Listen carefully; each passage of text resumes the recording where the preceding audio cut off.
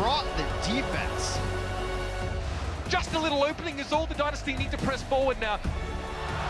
The pressure getting poured on here in Houston. They're doing a fantastic job. Kobe, that's so nasty.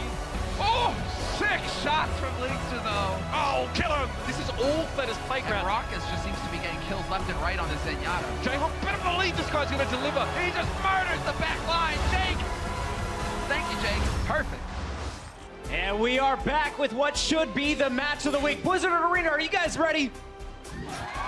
It's time. Welcome back, everybody. I'm your host, Chris Puckett, and we've got the full crew back in action. Zoe rejoins us here. Great interview with Dak, but now the real party starts here, Zoe. Is that so? Yeah, right. we got Seoul, we got Houston, and we got to catch everybody up with what happened last night. When you were watching Seoul versus London last night, what was your biggest takeaway? Well, I think the big surprise and takeaway was that Ryu Jae-hong wasn't playing. And Seoul has been one of the teams, we always praised them for their adaptation and the switches they make, but they didn't happen. Even after halftime, they still didn't put Ryu Jae-hong in or swap any of their strats or their roster in any shape, way, or form. And London Spitfire rolled over them. I can't say it any other way. London had a big win last night, and we know this morning it was Florida falling at the hands of the San Francisco Shock. Before we get to the overall league standings, we want to remind you of how today is going to play out. We started with Florida going up against the Shock. This is a big one, though. Seoul Dynasty versus the Outlaws, the battle for third place.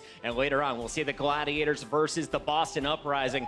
But it's time now to take a look at our full league standings here, guys. Number 1 seed belongs to the New York Excel. Number 2 seed currently belongs to London. Houston comes in with the number 3 seed, and that sets up a big matchup here for Seoul Dynasty. If they want to reclaim the top 3, remember it's the only top 3 coming into the Stage 1 playoffs, they got to get a big win right now. So let's make some noise and put our hands together for the first squad. Give it up for the Seoul Dynasty.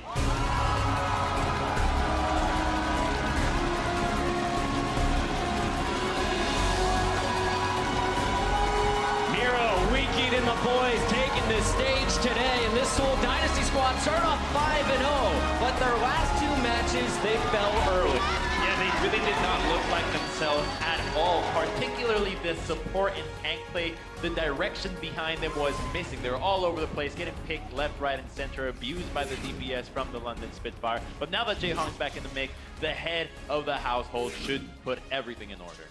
Now, Ryu Jae-Hong wasn't in the lineup yesterday. It looks like he may be playing today. But Zoe, what was going on with Ryu Jae-Hong? Well, I talked to the coaches from the Seoul Dynasty, and they told me that they specifically practiced with Guido for the very match against the London Spitfire. They wanted to have the element of surprise, since they felt like every opponent will be very familiar with how Ryu Jae-Hong plays. Maybe not so much with Guido. Can't really blame Guido for their loss, though. They just generally look very disjointed. They got the captain back, though, today, Brent. They did indeed. So this is going to make a huge difference, in my opinion. Ryu Jae-Hong is a guy who's got a lot of presence around him. He's 26 years of age. He's the team captain for Seoul Dynasty. And this guy, he brings the hype of his team. He brings the shot calling, the coordination, and also the calmness, you know, calming them down whenever things get a bit hairy. And he's one of those players that you kind of just need. He's like you need him in your starting lineup as a core to really have good performances. Seoul was off last night. We'll see how on they are today, because they're going to have some tough competition. Give it up for the Houston Outlaws.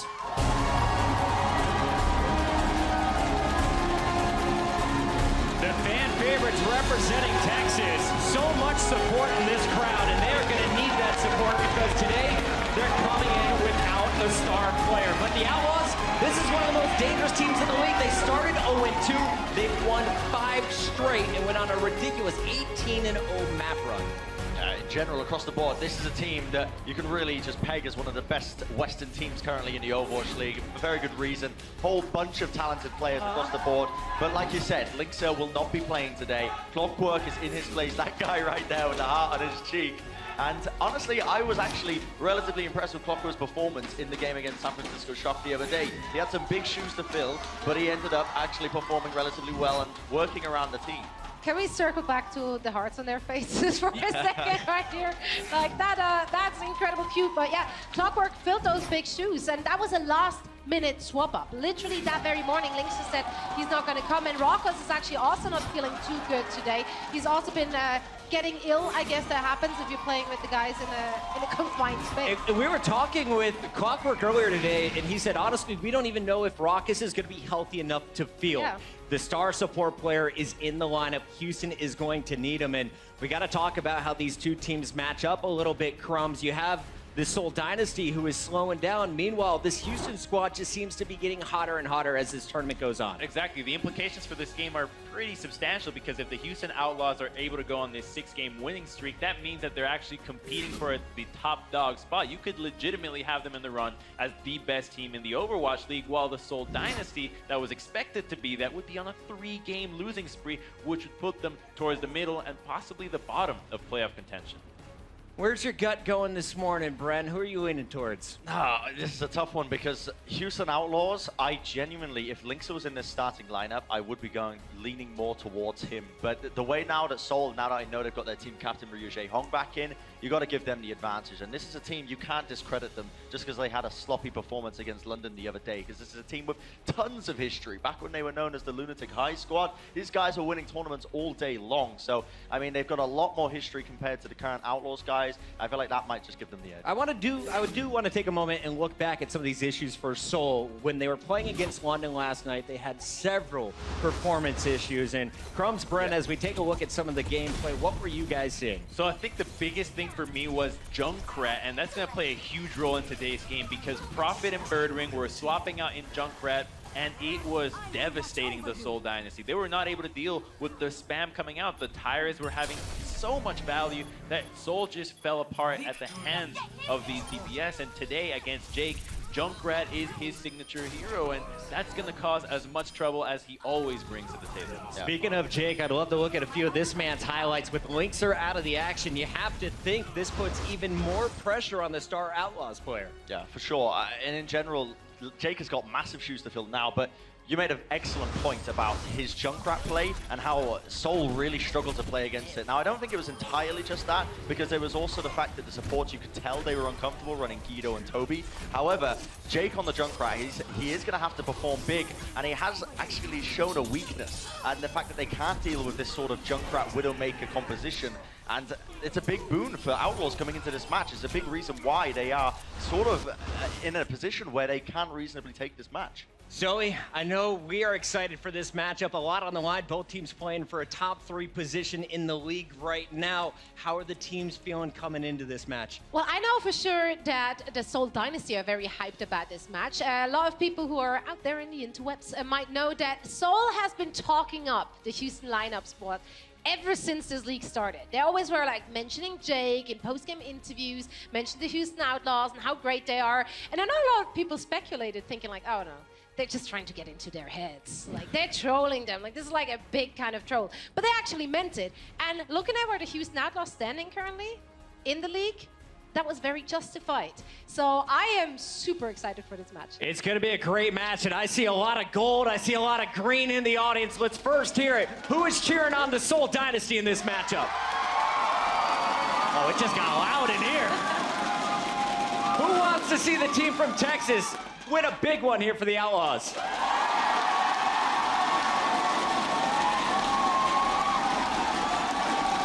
It's time to kick off this match. Let's send it over to our casters. Monty Dolan, take it away. Thank you, Puckett. Here we go, guys. Seoul Dynasty taking on the Houston Outlaws. And this one, as the desk mentioned, has some major playoff implications, but some interesting roster stuff going on. Yeah, that's right. I think the loss of Linkster today, I came in today, Doa, and I was so excited. I thought this is the time for Houston to take a major win. Yeah. It's checking all the boxes. Are they going to be playing a Widow Junkrat style with some conservative tanks that we just saw Seoul lose to when the London Spitfire also used that style? Check, right? Okay, Do we have long one. Do we have a player? Do we have a player that can match up with Flood and Linkster? Check in theory, but not actually. All right. And the map pool is also fantastic for the Houston Outlaws. Eichenwald, Horizon, and Junkertown, all of these maps they are undefeated on. So you'd think this looks really good, but with the loss of Linkser today, I think it really brings it back down, and this is where the hype killing comes in a little bit, unfortunately. I know. It's already begun. You know, Clockwork performed admirably in their last match, but, you know, you really wish you could see Linkser if you're on the Houston Outlaws side of things. On the Seoul side of things, I think you got to be a little bit happier because we've got Jaehong in again today rather than Guido. And although, you know, Seoul seemed to have a lot of, you know, support for this guy in their last match, I think there's just no comparison between Guido and Jaehong and what Jaehong can do for this team in terms of his synergy with Toby, in terms of the individual playmaking he brings to it. I'd say you go with Jaehong 100% of the time. I'm kind of shocked about that choice yesterday. Yeah, I definitely agree with you, and we are going to see if this will correct some of the mistakes that Seoul was making. But we will stylistically, there's not going to be a lot of change from the Houston Outlaws, and if they play their similar style, Seoul did struggle with this when they played against the Spitfire. We're going to see Clockwork on Farah, surprisingly, not a hero we typically associate with him as a player. All right, cool Matt, listening in, trying to hear the footsteps of heroes he recognizes. That's right. I think it's going to be pretty clear, though, what Seoul's going to run. If you have Wicked in the lineup, you know it's going to be pretty Farah or Junkrat focused overall. Typically, Seoul has run a Farah Tracer on attack here on point A, and then really emphasized Fleda's Widowmaker at point B. But they're not going to do it, Doug. They're not going to do it. They're going to play Wicked on the Tracer and Fleda on the Farah. Interesting. So, see what Fleda can get done here. Jake, lurking around the back. Let's see if he can catch a support here. Going for Jaehong. Jaehong in a little bit of trouble. Takes some damage, but Jake not getting the damage he looks to. He does dodge the ult fire, but can't get the kill. Meanwhile, back to the point. Chase down. Oh! Turns around and shows Wicked who's boss. Man. Yeah, interesting to me that they would run Wicked here. Miro, you okay, buddy? That was odd. That was certainly odd. Huh. All right, maybe we'll call that a reset, I guess. Oh, Toby's rezzing him. Strange. That is, you're not getting a lot of value out of that in terms of Valkyrie charge either. You can see Fanny right neck and neck with Toby. Here we go. Coming in right now, Miro falls early. And ooh, that's a big fight for Houston Outlaws. Already 3 instant kills, and that's going to be Seoul Dynasty sent back to spawn one more time. Yeah, things looking great so far. We keep coming in and playing that Tracer, even though they have 2 dedicated Tracer players on the roster in Bunny and Munchkin. Yeah. So we'll see how they change this up moving forward on this map. We'll find out. And Raucus trying to find those alt fires onto Farah. Every once in a while, you get to hit those. It feels good. Seoul Dynasty coming back in. No ultimates to use, but dive might work out. Jaehong goes on early. Jake found him with the pulse bomb in the back line. That's a big problem for Seoul already. And Toby falls as well. So again, Seoul pushed back, and I gotta say, I would not, if you took the nameplates off and asked me who this team was attacking, I would never in a million years tell you it was Seoul Dynasty. They are not looking like themselves today. Well, they looked a little bit out of whack yesterday, and remember that they are playing on an entirely different set of maps today than yesterday, so depends on where they put their prep in for the week, but they're having to play all 8 maps in our pool over a 2-day time span. Can be difficult to do that. Yeah, that's right. And Jake trying to find Jaehong. He's got him trapped in the room, but he's down to about half health. Gets taken down. Jaehong back to life one more time in terms of that bloodthirsty potential. And now Seoul trying to move onto the point. Still only that kill on Jake so far. It is a 6v5. Kumat looking for the pharmacy with that self-destruct. He finds Toby. Gets taken out by Fleda though, and Raucus coming in for a bit more revenge on the Houston side. Zunba kind of standing alone here on that Diva, and that's going to be the end of the attack for Seoul. And Muma doing what Muma has done best over the past couple of weeks, Doa. That Primal Rage came out early in that fight to force Jaehong to Transcendence, and it didn't get a lot of healing done. So again, he is successfully using the Winston Ultimate to cut off healers from the main bulk of the team, and nobody has yet to find an answer to Muma's positioning during that Winston ult, and it's been a big problem for Houston's opponents. So after nearly everyone was dead on Seoul, Fleda decided to use a barrage on Farah, got killed immediately, no benefit from it. I thought maybe he's gonna switch, but no, he's still on that Farah.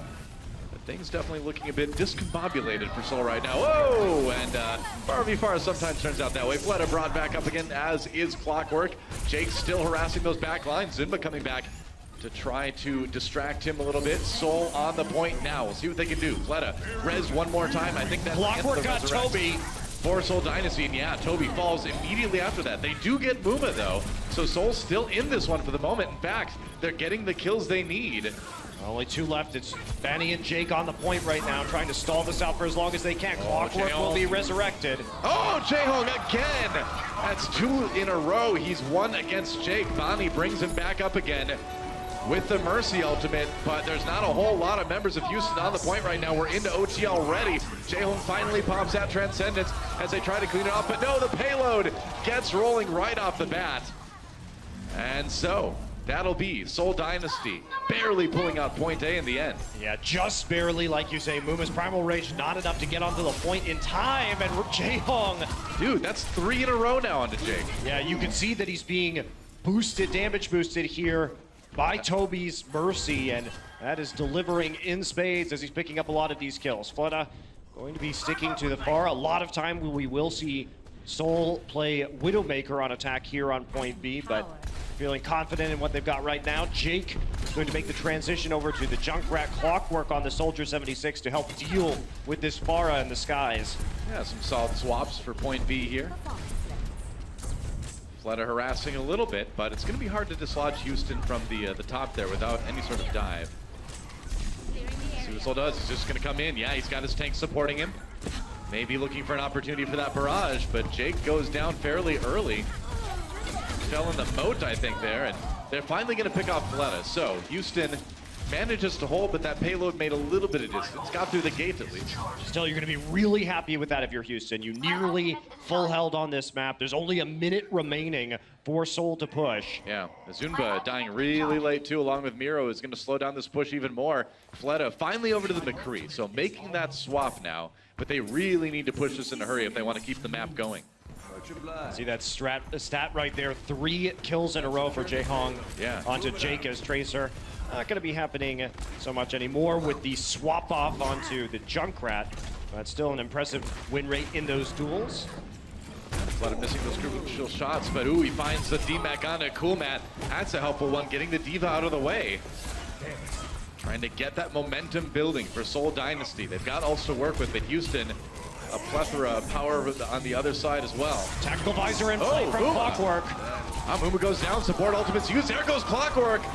Soul Dynasty and Fleta starting to tear through these guys, and they will do just that. Bonnie not even able to use that Valkyrie. They've got one more defense coming up here, though, and they've got a lot of ults to use. So I think that was kind of a calculated retreat, if you will, for Houston. Yeah, they have 2 support ults to use, still 1 of Dynasty, and Jake can also open up with that Riptire. So just waiting for the spawns to come in. Jake was the last one up, and now they're going to be going.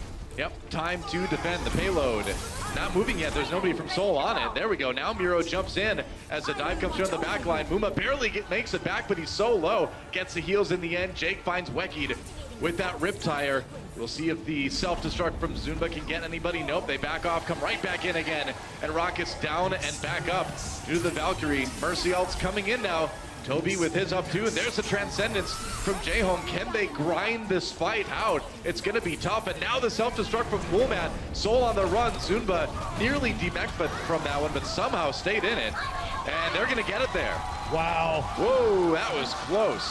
Jaehong gets the Transcend up in the nick of time to push forward, and Soul somehow, with such a small amount of time on the clock, is making the necessary plays to get here through point B. On to point C right now. That means we're going to see a lot more barrier heroes, especially tanks, as Muma swaps over to that Orisa. Same thing with Miro in these narrow corridors. And again, Soul finds themselves in the position where they really just need to have a non-stop push here. They can maybe lose one fight, but they really can't get slowed up much at all. Oh, they're running out of time to even lose that one fight, Doa. Yeah, only 50 seconds, so can't keep on pushing forward.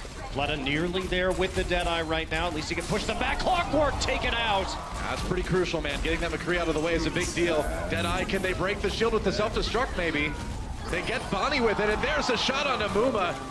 Good synergy with the Soul members, and Fleta on fire now with this McCree. There goes Coolmat. That payload is going to get some serious distance. That self-destruct destroying the barriers opened up the opportunity for Fleta rather to get some kills with the Deadeye. Well, catching Bonnie with the self-destruct was just a bonus too for Yep. Soul. They're rolling in here. Muma needs to jump on the point, but he's kind of on his own. Now the heals come in. Bonnie nearly has that Valkyrie. 10 seconds as Soul backs away. What are they waiting for? Toby's got the Valkyrie. They're going to get him involved here. Down to about 5 seconds. Zumba and Miro need to get there. Miro low health. They need to do something here. Somebody needs to get on this payload. They got there in OT just in time, but Zumba demeched in the process. Valkyrie's coming in. They're gonna catch Zumba again. Can anyone get back to the payload? Jaehong now with the Transcendence. And I don't know, man. I don't know if Soul can grind this one out. Houston looks like they're pulling ahead in this fight, and I think they've got it. Zunba was killed while he was rebecking after the resurrection, so that's a big tank down, and it's a slow cleanup process here, but Houston is going to hold just before point C. That's right. So Seoul Dynasty able to nearly push it all the way through. A couple crucial overtime clutch moves, but in the end they can't quite get 3 points. Opportunity for Houston Outlaws. I'm astounded they even got 2, Doa. Honestly, Same, that was such a short amount of time to work with in the time bank to go through the long curves of point B, and they pull it out just in the nick of time. So Seoul, despite a struggle on point A, actually nearly makes it to the end of Eichenwald, and they have set a bar now for Houston to reach for. True.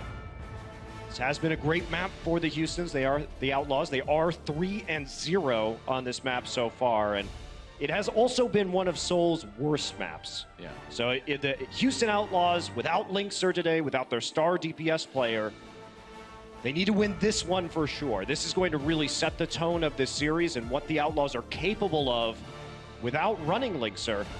I agree. Now, if you look at Seoul's match yesterday, they were having they weren't able to quite stop London, but it was close on some of their defensive rounds. For the first 2 maps, in fact, London didn't actually take the point until they were under a minute left in the time bank. So Seoul's defense, while looking awkward, was adequate against London, at the beginning at least. So we'll see what they can do, but Houston certainly coming into this one with a lot of momentum. I'm still a little bit confused. Seoul just does not look like themselves this week. Well, they haven't, Doa. We're not sure what's going on with this roster or the decisions that have been made when it comes to fielding players, particularly against London. They have gone back now, and I think they're using a roster that we would have expected on this map, especially using Wakid. Not necessarily on the Tracer, that was a bit odd, but certainly on the Junkrat. True enough. And Fleta will be protecting the flanks here with the McCree. Now, Houston Outlaws are showing us a very different style of attack. Jake is going to switch to the Junkrat. I think they were assuming the Pharah was going to be there, but it's like not. they think they're on point C already here. Yeah. Here we go. Try a slow push in behind this barrier. Yeah. Zoning out Fleta a little bit here. Is Coolmat as they walk in. And McCree not much of a threat, but he will get some heals. Can't just walk up on it. So Reese is going to be less effective than they would like versus an enemy Junkrat.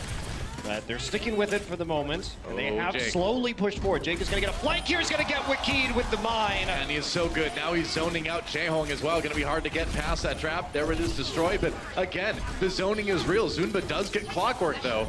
So Houston losing a couple of people here.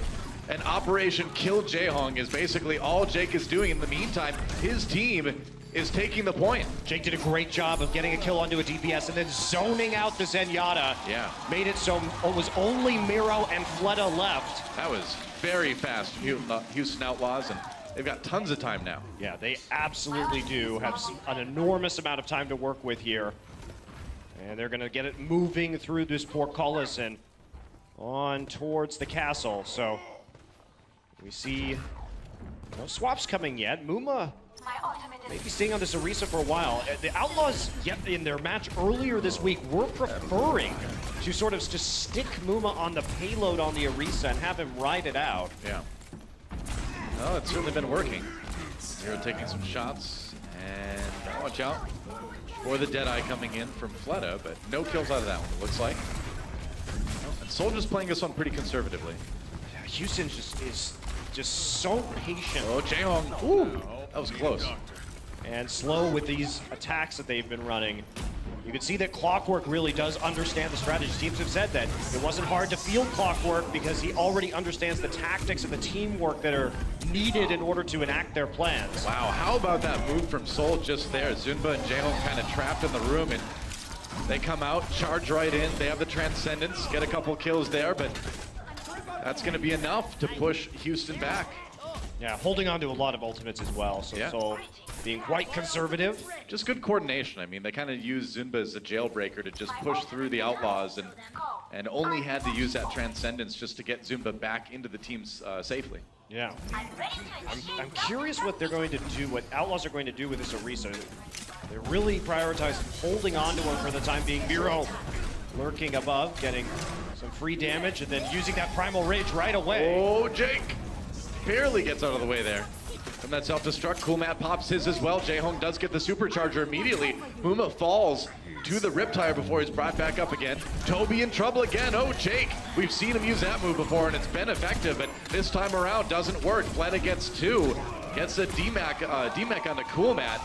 And so far, so good for Soul. Again, a solid defense, and they have ultimates to spare at the end of it. That was a dominant hold from the Soul Dynasty. Yeah. They didn't bat an eye as Banny used the Valkyrie. Toby just holds onto his for that entire engagement, and Houston was trying to stop the bleeding early on. The picks came in fast for Soul Dynasty.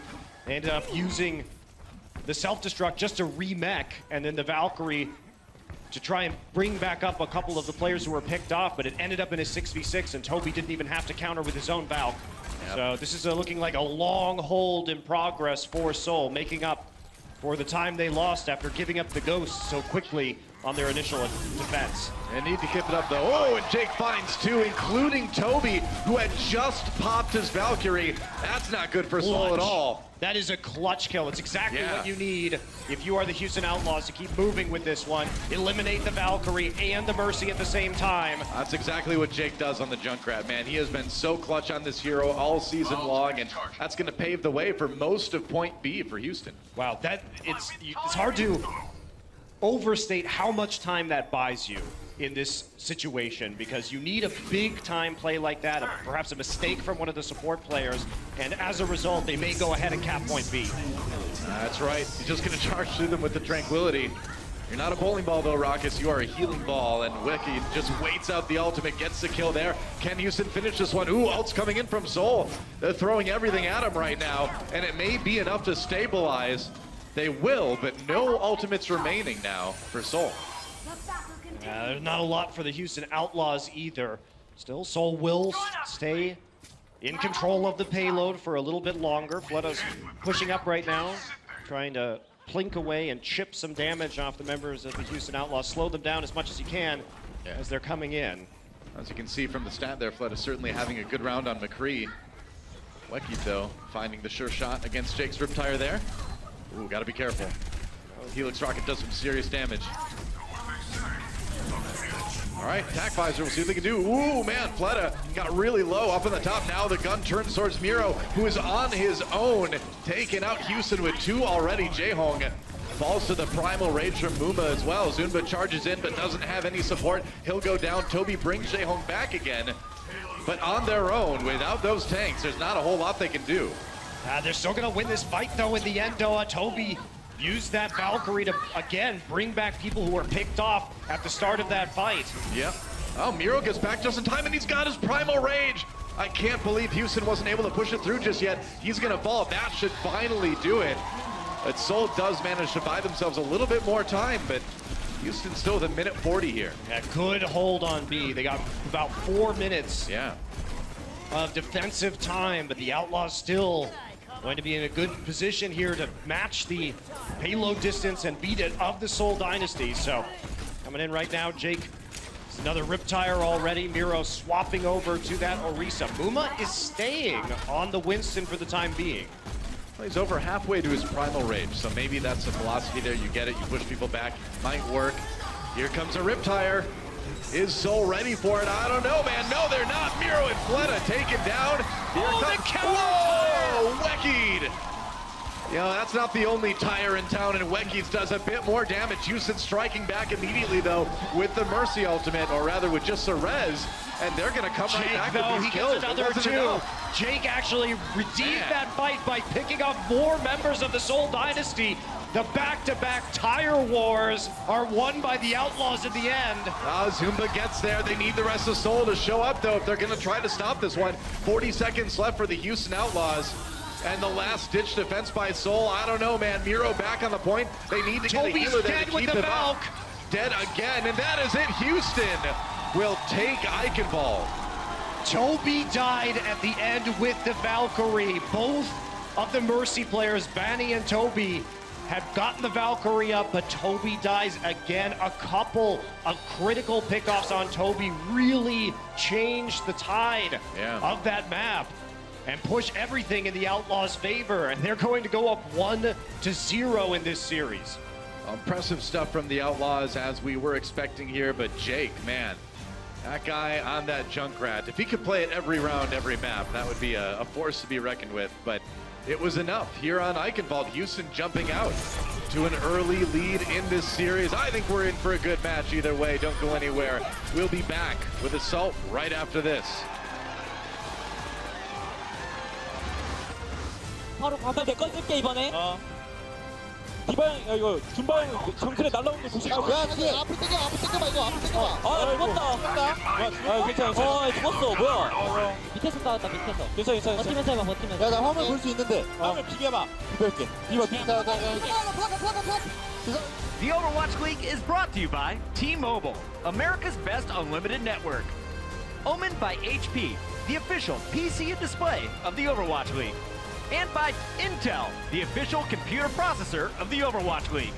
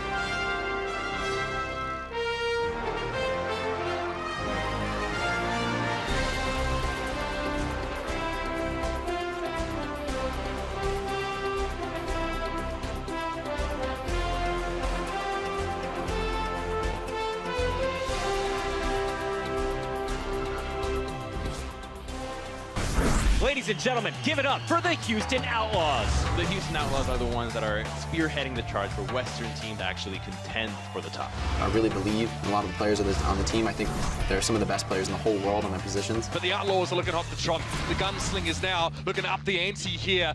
My style is being really defensive and going really aggressive when needed, and then going all in. My style is very dynamic. I'm an aggressive player.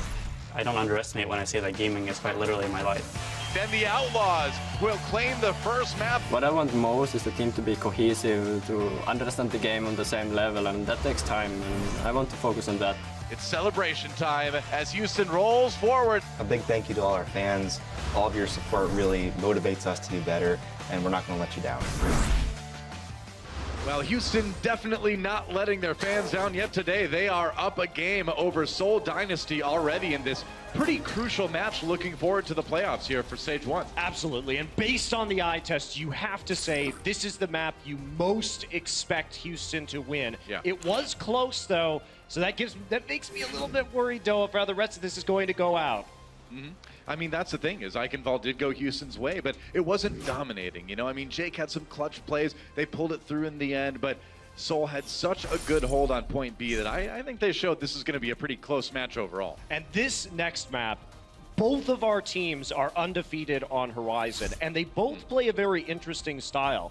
So we've seen attacking teams on Horizon, when we're talking about Seoul and Houston, play a Sombra, usually with Raucus or Jaehong on the Sombra, and then combine it with a Tracer and a Widowmaker. So you get the flank in, you try and set up your Widow for the direct vision onto the point and the line of sight, and then get your picks from there on point A. So knowing that, these teams, you know, no doubt have watched each other's games coming into this one. They're going to know that that's been the trend. So will we see things swapped up a bit to maybe try to throw each other off? I think you definitely play a Symmetra on defense here so that you can buy yourself a little extra time. You can't play Symmetra on attack on Horizon when the packs have already been hacked by a defensive Sombra. Try telling that to my ranked game teammate. So you need to get the Sombra out, and because both of these teams do like to play attack Sombra, I would think they'd run something similar here. But it doesn't look like we're going to see that. Houston on defense first. It will be Jake on the Junkrat and Clockwork on the Soldier 76. And possibly Jaehong on the Mei. And we have seen plenty of that from Jaehong on maps like Junkertown. We've seen players like Rascal pull it out here on Lunar Colony, but I wonder if he's going to stick with that. I don't think so. You know, it wouldn't surprise me, but I'd be a little bit surprised. I'll put it that way. Especially, let's just say there's some anti-synergy with Widowmaker sightlines with that Mei that I don't know if that's going to make it entirely attractive. They may have a very special route for their attack, and he's not swapping, so no, you may be right. We'll see. I mean, if anyone's going to do it, it's Jaehong. Okay, but there's a swap to the Sombra, so that's a little bit more normal. This is exactly what the Houston Outlaws will be expecting from Seoul Dynasty. The same composition, the same look that we've seen from them before. That's right. And they are going to know that there is a Sombra now. Yeah, they saw her go into stealth mode coming around the corner there. Question is, are we going to stick with this or not? Looks like they're going to try to charge up Toby's ultimate there on Zumba a little bit maybe. Saw him poke out. Try to draw some fire. I don't know if... Oh, they were ready, man. They were ready. Read that very well. Yeah, and now if you're sold, you swap. I think maybe you do. No, I think you're fine. You think so? Yeah, try a different approach. Go for the Mega Health Pack underneath the members of the Houston Outlaws right now. You should be able to get a pack hacked eventually.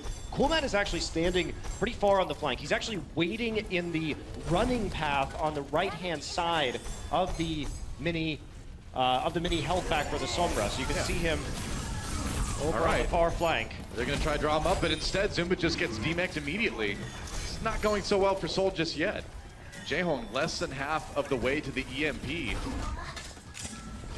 don't know if this is working out too well. Now Houston trying to find Seoul down the low ground. They do. Miro down already. He just back capping. That's right. Trying to draw Houston back to the point. Looks like they will for the moment. Okay, Jaehong did get the hack on the mini. So they drew Coolmat back onto the high ground. And now this Junkrat is going to get hacked. Has plenty of healing though, so not enough damage to actually push him through. Zunba, Jaehong, and Wakid are still on this side while the rest of the members of Seoul are recollecting themselves. Ooh. Banking on the translocator being there later. Jake trying to get ready for Jae-Hong on that Soma. Watch for this EMP from Jae-Hong. Yep, that's right. And Houston, they're funneling onto the point now. Maybe an opportunity here. Everybody's on the point from Houston. They're in a dangerous position. Yep, that's very dangerous. Miro gets taken out, though, as the EMP comes in. Raucus falls immediately to Zunba. But Houston finding a lot of kills here, so that EMP not working out at all. It seemed like maybe Miro was just a little bit out of sync with his team. He died right as that fight began. Yeah, great focus fire from the Houston Outlaws. They also scattered right as the EMP was coming in, so it only hit 3 of them. And the rest of the damage was still there, courtesy of the Junkrat. Jake sitting on this rip tire. I mean, I said it before the last time we casted these guys. Jake on Junkrat on defense is one of the most powerful player-hero position combinations in Overwatch right now, and he's showing it again. Yeah, their defense has been airtight. As tire behind you. Watch the tire get get killed by Zunba, but now they know exactly where they are. So Wakid is still out of the airlock. Coolmat pokes around. Coolmat's been doing a great job of controlling the flankers, actually, this match so far. And there's another one, Raucus. He's like, I'm not going to get EMP'd, and then instant kill. This is really bad for Soul. They're only 50% of the way to another EMP. Benny did use the Valk, though, so Soul has a chance here. But Toby has been dying early against Houston. If he is targeted again, this could be it. This could be full hold for Houston. Yeah, we'll see if they can. They've got ultimates to spare. There's a hack on a Coolmat, though. Can't capitalize on it, though, it looks like. Soul needs to come in and get something done right here, right now. Coolmat's trying to stop it. They're trying to zone Toby out, rather. But takes on the supercharger. Coolmat just drops the self-destruct. Needs to get his mech back in a hurry. Jae-Hong falls, but Banny does on the Houston side. This might be Soul's opportunity here.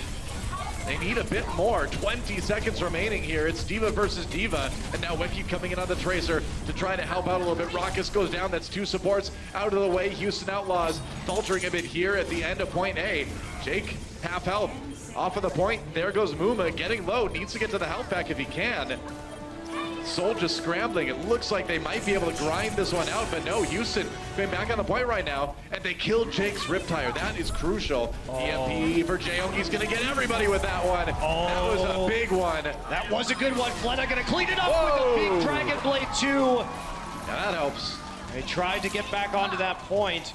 Houston dedicated a lot of resources, including a tactical visor, to the end of that fight. Yeah. That was actually a big investment there. Fleta, they're lucky Fleta used the Dragon Blade, because there could have been a big snowball coming into point B if they used all their DPS ults and then decided to change it over. Clockwork is going to switch to the Tracer right now. Jake will be spending some time on the girders at the top of the map, spamming through the upper doorway as usual. Well, this is where it gets ridiculously hard for any attacking team. I mean, Houston has shown time and time again that it's really impossible to get Jake off of those girders up there. It's why they have such a dominant record here on Horizon. And as soon as I say that, Zumba just boops him off, so that happens. Clockwork down, Clockwork back up. And Soul trying to grind this one out. They nearly have a tick already here. Jake down. Ooh, Soul. Have they managed to crack the defense here? Both players are using Valkyrie right now. Jake is getting ulted in a corner by the Winston. Zunba wants to get Raucus. Whoa, he gets taken down by the baby D.Va. Zuma taken out by Jake's Riptire, but Jae-Hong on the point with the Transcendence. Soul coming in yet again, trying to just take out the rest of the members of Houston. They still haven't taken that first tick, but now Fleta over onto the Widowmaker, finding those picks. There goes Coolmat's mech.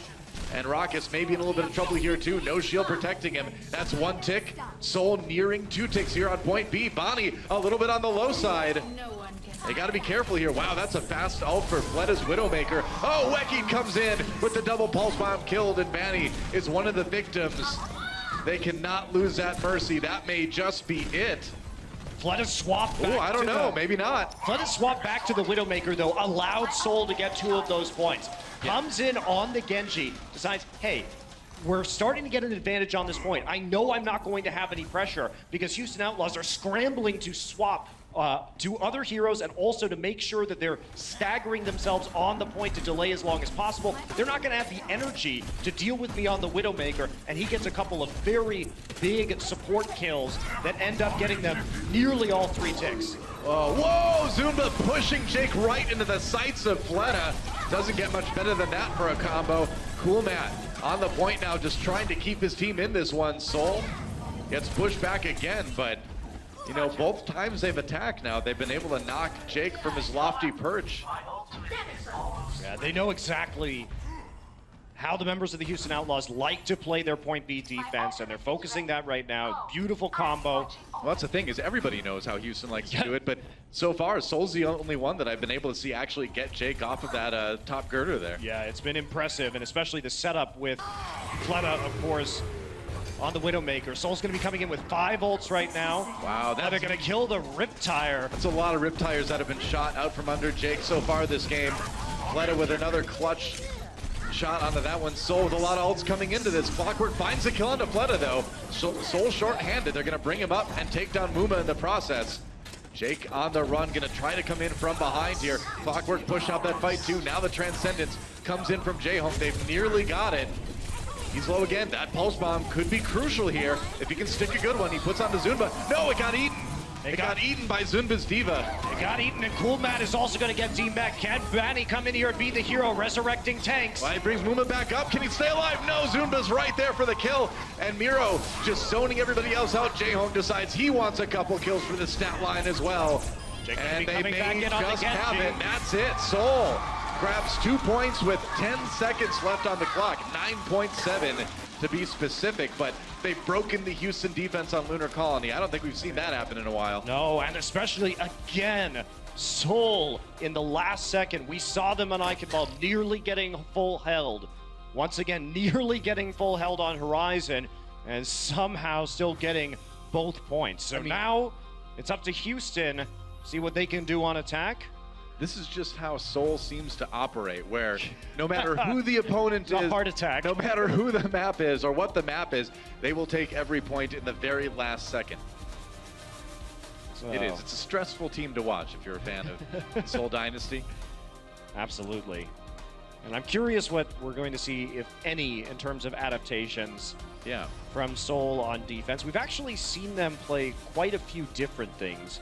The last time Soul played this map, they were playing against New York. It did go into double time bank, so we got to see 3 attacks from New York, actually.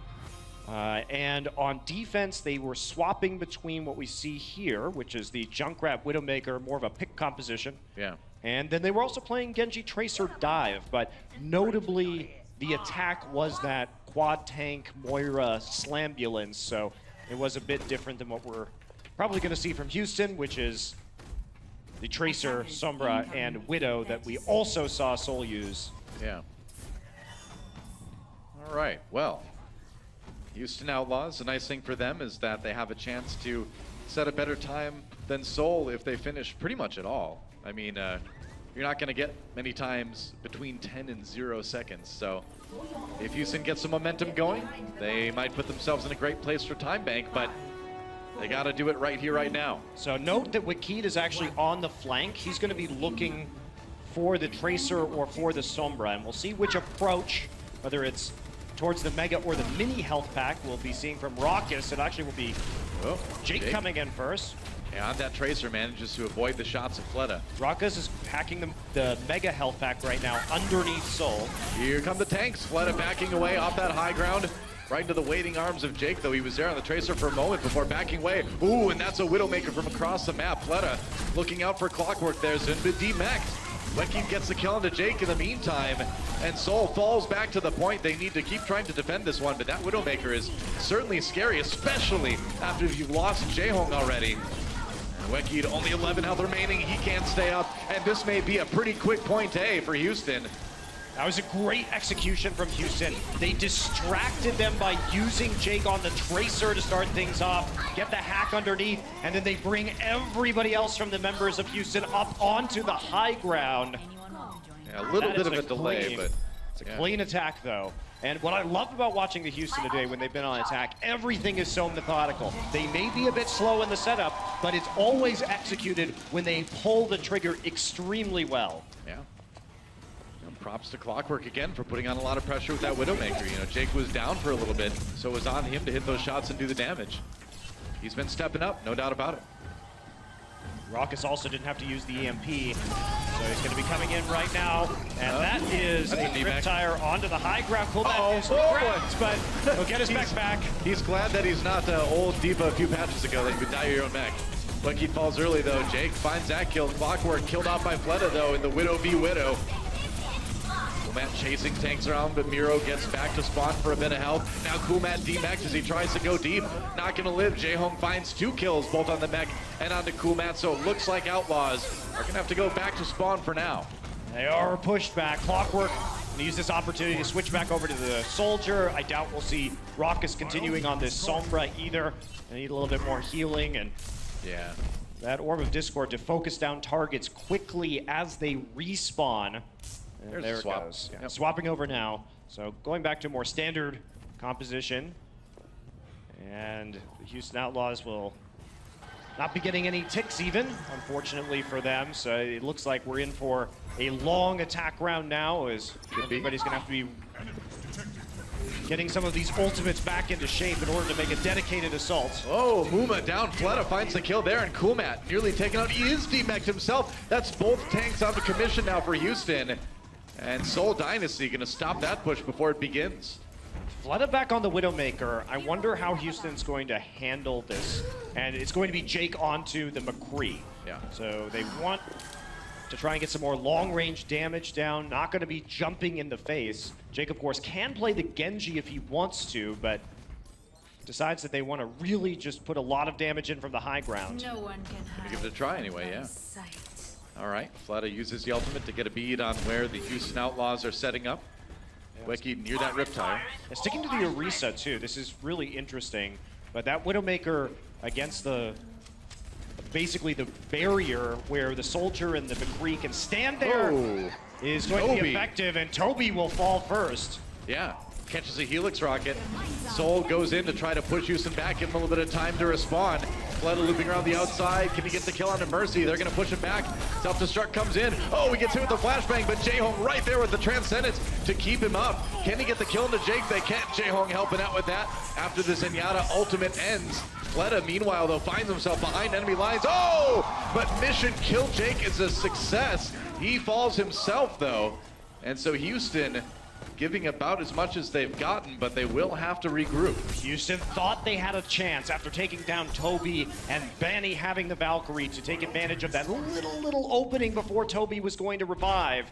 Unfortunately, we did see Jake get sequestered into the corner by the mini health pack and not able to contribute really to the bulk of the fight as Fleta goes into machine gun mode in proximity.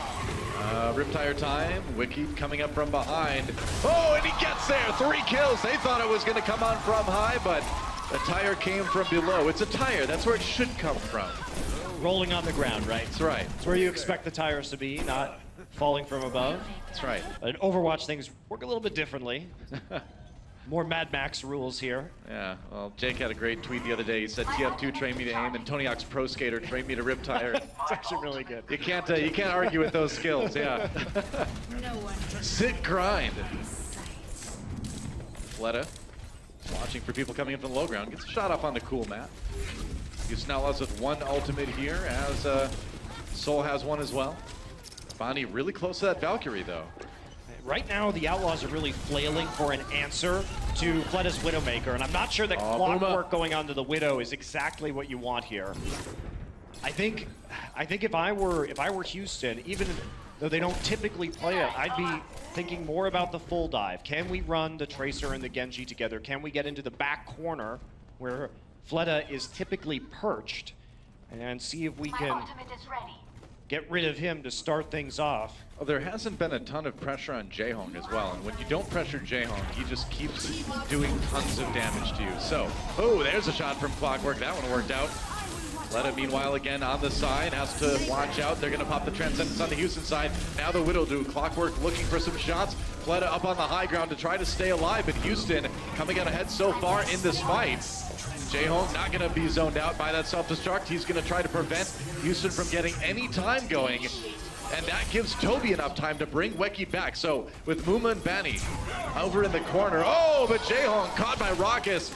Zen v Zen goes Houston's way, but unfortunately for them, the point does not, and they're pushed back once more. A minute 30 on the clock. The picks from Fleta are proving to be devastating for Houston. Yeah. He's got all the time in the world to line up these shots, and Houston again thinks that they're doing well, thinks that they're going to draw out that Valkyrie from Toby, be able to match it with one of their own, but here comes a rip tire. The respawns are too much. Jake has got to do a ton of work with this. Yeah.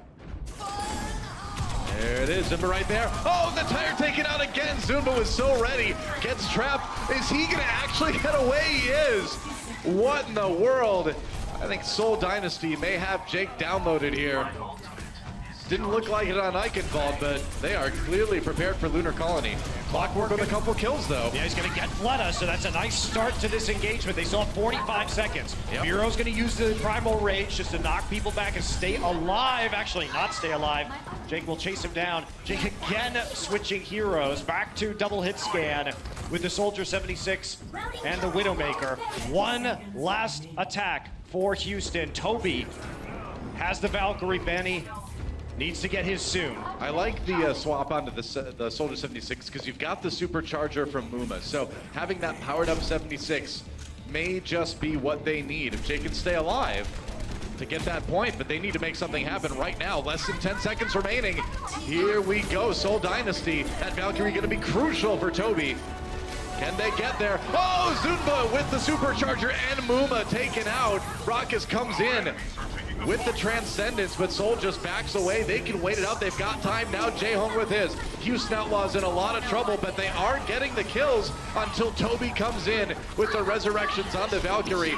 It's a brawl on the point, but that Mercy is still untouched. That may make the difference. Jae-Hong taking matters into his own robotic hands as well, and that will be it. Seoul Dynasty will tie up this series 1-1. And that, in a nutshell, Doa, is what is so scary about this Seoul Dynasty team and Lunatic High. Seriously. Before it, think about Eichenwald and think about Horizon and say, wow, they lost really fast on those first attacks to Houston. But once they start to adapt to you and figure you out, it becomes incredibly difficult to punch through. They got Fleta onto the Widowmaker. There was never any pressure on him towards the end of Horizon, and Seoul, in spite of losing the first point in a rapid manner, bounces back and convincingly holds it B. What can you say? Download complete, guys. Let's see if Houston has what it takes to come back and take the lead again after halftime. The Overwatch League is brought to you by T-Mobile, America's best unlimited network. Omen by HP, the official PC and display of the Overwatch League. And by Intel, the official computer processor of the Overwatch League.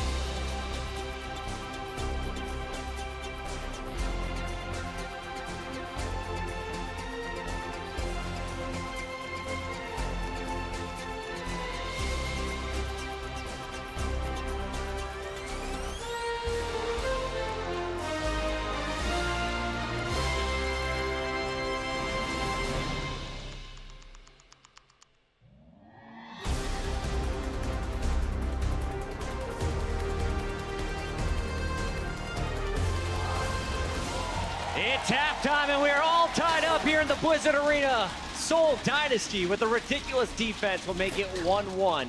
Welcome back, everybody. I'm your host, Chris Puckett, and we've got Crumbs and Brent back in action once again. Let's start things off here with Eichenwald. As we got to the castle, we had a lot of questions coming into this one. How is Ryu Jae-hong going to play? How is Seoul going to play with their captain back in the lineup? And what is Jake going to be able to do, knowing that Linkser is on the sideline? Clockwork is his duo on the DPS today. Well, it looked like Jake just had it out for Jae-hong the entire time. So he busts out the Tracer, and he's looking to deal with the Zenyatta, but he actually ended up dying 3 times to Jae-hong's Zen. However, when it came to the Junkrat, his tried and tested pick, it just was not. Soul couldn't handle it. Right. Soul could not handle it. They were really struggling with this, and we saw this as well in the Seoul London game. They can't seem to play around Junkrat particularly well as a hero. They seem to struggle to really understand how you play against it very well. And it was heartbreaking to see, to be honest. Jake was getting away with murder. He was constantly flanking, playing the style of Junkrat that really you just never see. Like the flanking Junkrat coming from the side, constantly cutting off corridors and whatnot. Eichenwald is brilliant for it because it's got so many corridors in general. But Houston had a really ridiculous final push. If you guys were watching, it was first a tire coming in for Jake. Wiki answers back with his own, and then Jake gets rezzed next to concussion mines by Mercy, picks up a second pick, and Houston picks up the final point. That was Eichenwald, and while we highlighted what happened for Houston, we want to take a moment back and really illustrate some of the intense strategies and some really creative stuff we saw from the Seoul Dynasty. This is our insights powered by Intel, and Crumbs is on the telestration. So when we do these telestrator segments, we're typically looking at some top-down view, looking at the map, seeing the strategy, but this time we're changing things up, and we're going to highlight an individual mechanical thing. And if you're wondering what this thing in the middle is, that's just McCree doing a tumble roll. Don't worry about that one. That's just what he looks like. So what is going to happen here is going to be the utilization of the McCree ultimate with the Diva Bomb. We always looked at Poco as using his Diva Bomb, but Fraggy was setting him up. This time, know what is happening. McCree ults, and so in the shields, for the Houston Outlaws, they decided we're just going to block this with our shields. So they're all chilling back here, well protected from the McCree ultimate. However, Zumba is going to chuck out his bomb at the same time. And what's going to happen is you're put in a catch-22 as the Houston Outlaws. Do you tank the bomb? Do you go for the McCree ultimate? Well, you can't do any of them, actually. You are going to die because it's a great play, and they catch out the Mercy. And catching Mercy is always a priority pick, and that was your insights powered by Intel. And it could have gone a lot better there for Seoul if they were able to get the full wipe. Big props to Houston Outlaws to immediately recognize what's happening and dodge behind that payload. But this is just a small example of what is happening in the midst of all this chaos here. Good idea, execution didn't work out 100%. But game number 2, we now see Seoul in the hole, right? It's now 5 games in a row that they've lost on our main stage, and they've got to come back. Well, it looked really dire at the beginning. I was a little bit worried for him, Brent. At the very end, though, Seoul held for almost 7 minutes. Yeah, it was a ridiculous, crazy turnaround. And, I mean, Monty mentioned it in the cast, but it's really just a testament to Seoul's ability to adapt in the game and change their tactics whilst the game is being played. They recognized what was going wrong, and that was not being able to play around Jake's Junkrat. And we saw a drastic change-up. Fleta moved onto the Widowmaker for the final defense. They, you know, experimented a little bit with strategies leading into it, so they managed to get the cap just in the final moments. It was very risky indeed, but they did manage to end up holding out. But they also had Wiki switch over to the Junkrat himself, and he was basically taking the same angles that Jake was taking. So instead of worrying about how do you deal with Junkrat, they just said, we're going to take our own Junkrat and do the exact same thing to you. 3 Ks coming out of the Junkrat from the Seoul Dynasty was enough in combination with Fleta's Widowmaker to just hold so much zone that a 6-minute hold went like a breeze. It's pretty amazing. They really had no ults to work with on that first defensive stand. Then they start to generate the ult advantage. But really the heroes of that game, if you go back and watch the VODs, keep your eyes on Ryu Jae-hong as well as Toby. Not only did they keep their team up, giving them heals, but they also fought on the point when there was no tanks in sight. They bought time for their teammates, and that's how they were able to contest and hold on D. But Bren, you're going to highlight the attack for Seoul. Houston wasn't able to take that second point. How was Seoul able to get the job done? Yeah, and as I said before, this is all about the adaptation. And Seoul are really sort of kings at this one. This is their last attack onto the point B when they were attacking for the first round, I should say. And this was really, sorry, the defense, this is really, really excellent stuff, to be honest, because Zumba is the guy I want to point out on the Diva. He's sort of drifted under the radar a little bit. Everyone's always rated him as one of the best off-tank players in the game right now. You know, I go on and on and on about Fury, we talk about Poco, all these great Diva players, but Zumba in this game was one of the key players as the reason they held this for so long, because the guy's management in terms of his abilities, holding onto his defense matrix, like clockwork in that entire final push was waiting for an opportunity to pulse bomb, and Zumba just read him like a book, right? He did not let him get that pulse bomb in, completely worked around it, saved his boost to when the Valkyrie was going to be used by Houston, forced out the Valkyrie, got the kill onto Mercy, really just excellent play all around, to be honest, by Zumba. I first heard of the man when he was a god-tier Zarya, now impressing us on the Diva. It's all tied up one apiece. Before we end halftime, I got to get some official predictions, boys. Even playing field, we're going into the second half. I want to start with you, Bren. Are you siding with the Houston Outlaws without Linkser, or are you going with the Seoul Dynasty? Houston have had a good showing. However, I am going to be going with Seoul Dynasty. I feel like this is the team. They've shown adaptation in the second map. I know what they're capable of. I can see them taking it. We had some fans fly all the way out from Korea to watch this match. So shout out to you guys making noise, representing for Bren. What about you, Crumbs? Well, I'm going to go with the Houston Outlaws for this one, because when you look at the second map here, that was almost a full hold from the Outlaws. They almost had it. Had that hold come through, I think they would have had a 2-0 lead, and I think that with that kind of mindset, as long as they shore up their play just a little bit crisper, they should be able to walk away with a win here. All right, I think that is going to do it for us. Are you guys ready for the second half? It's going to be good. Don't go anywhere. We'll be right back with Ilios for Game 3.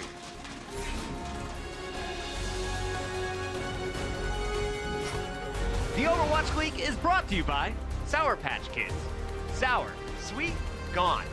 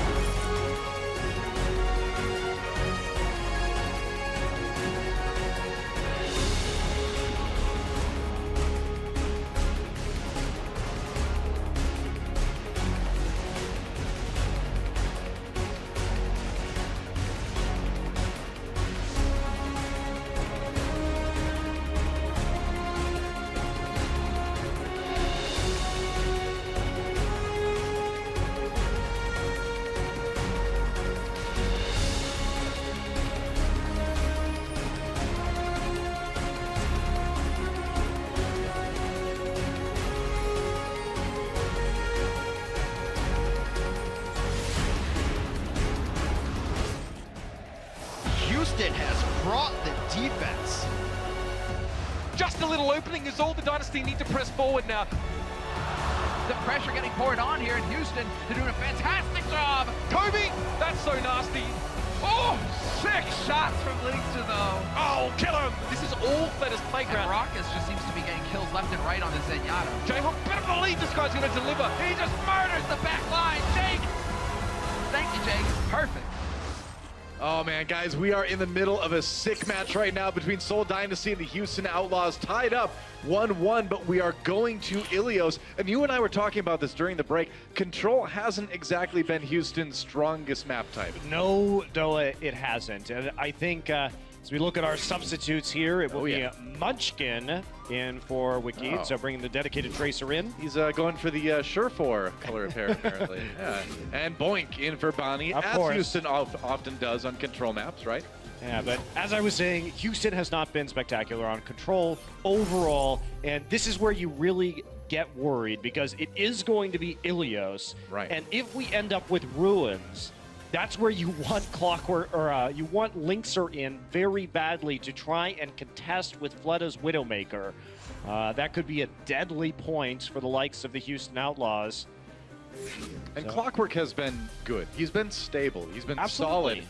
But what Linkser brings is that, you know, cerebralness to the DPS, and also the picks. It's the playmaking capability. The playmaking capability. I was gonna of say that. Linkser is like You cut way me off. higher than Clockwork, and Clockwork's done an admirable job of fitting in, of slotting into this roster and understanding their strategies well. But the thing is, to take out Soul, you need somebody to make the clutch plays, and it has been Jake at times so far in this series, but for me, the Outlaws, they had to win both maps in the first half because unfortunately their way to victory now means that they have to win at one of these points, but they have to win at least one of the Control maps too, right? Even if we go to that fifth set, it will be on Lijiang, and Houston needs to win a Control, which has been their weakness. So not to say they can't do it, but it certainly is harder than if they were already up 2-0 and could afford more easily to lose the Control and then close it out on Junkertown.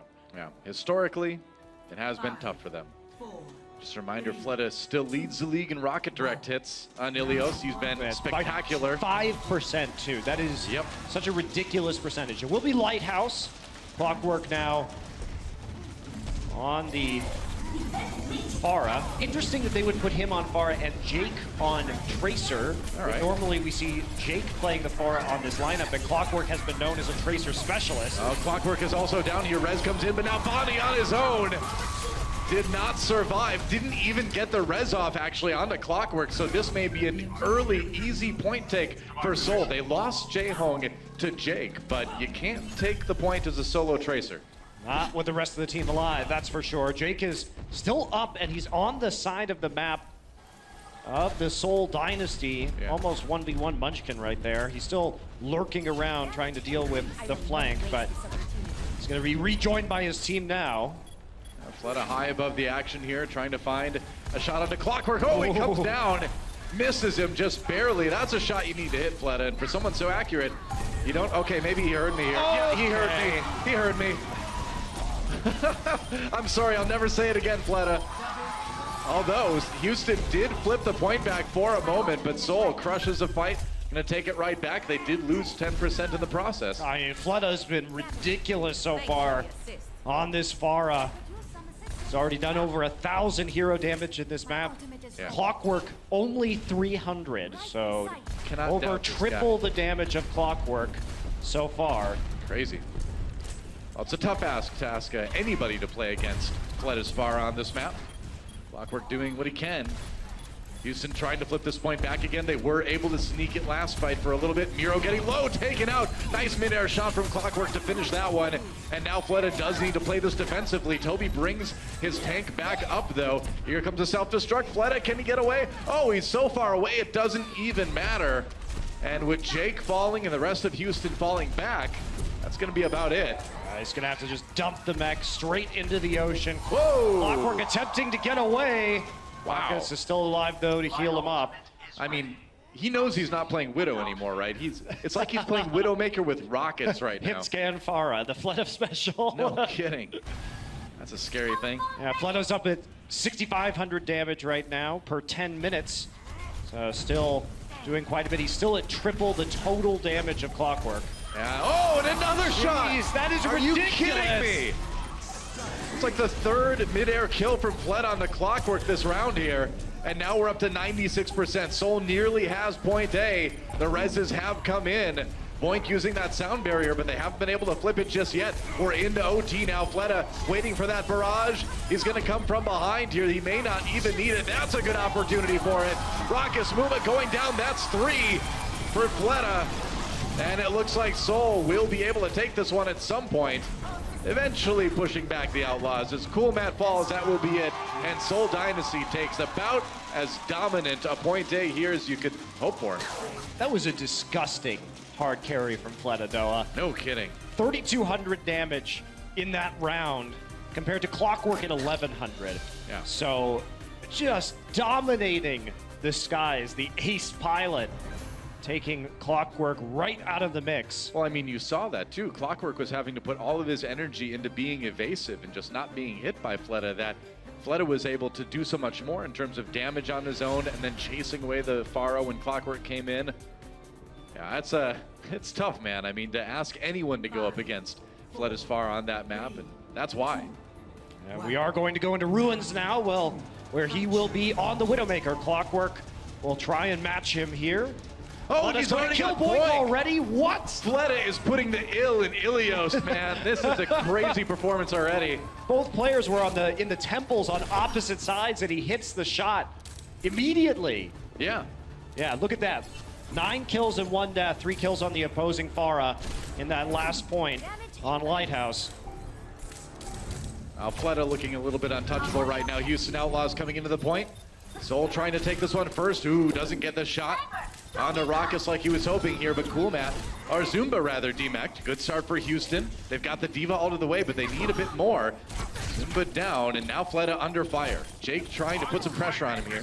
Just harassing him, and actually Houston still able to get some presence on the point right now. Munchkin has been hanging out there. Yeah, they're just muscling their way in there and making it work.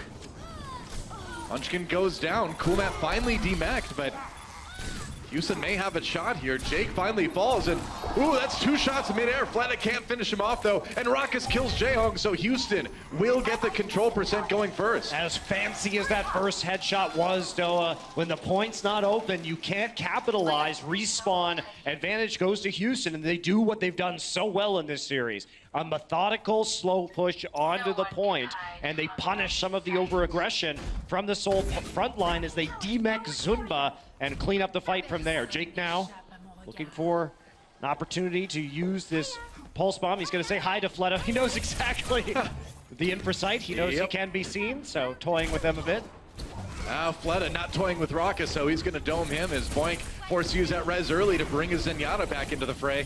Jake on the point now. Houston trying to hold this one. They've got a lot of ultimates to work with. Pulse bomb lobbed in. No kills, though, coming in from that one. They do force the ultimate out of Miro, though. Well, it's not so much forced, Doa. He actually just punched Clockwork into line of sight on Fleta and got him killed. And no forcing, I guess. And Zumba finds 2 at the self-destruct. Soul Dynasty may be able to flip this one here. They've nearly got it.